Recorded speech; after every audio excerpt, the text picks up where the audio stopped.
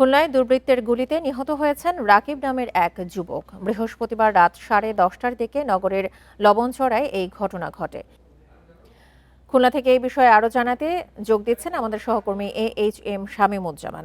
শামীম, নিহত রাকিবের মরদেহ কোথায় রাখা হয়েছে আর এখন পর্যন্ত মামলা না হওয়ার কারণ কি? তার পরিবার কি জানিয়েছে?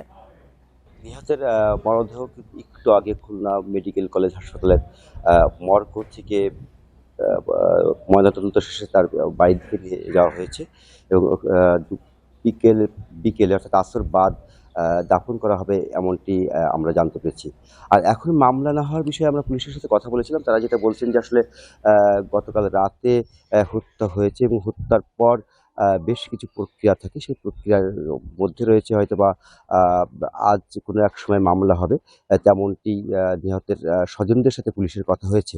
আর অপরদিকে নিহতের যে ঘটনার আ পরপরই কিন্তু পুলিশ অপরাধীদের ধরতে অভিযান চালাচ্ছে। যদিও এখনো পর্যন্ত কাউকেই গ্রেপ্তার করতে পারেনি বলে পুলিশ আমাদেরকে জানিয়েছে। তবে পুলিশ বলছেন যে তারা অভিযান চালাচ্ছে এবং হয়তোবা দ্রুততম সময়ের মধ্যেই আ এই ঘটনার সাথে যারা জড়িত তাদেরকে গ্রেপ্তার করা সম্ভব হবে। আর অপরদিকে যে নিহতর আ বিরুদ্ধে কিন্তু লবণচূড়া থানায় একাধিক মামলা রয়েছে, সন্ত্রাসী মামলা আছে।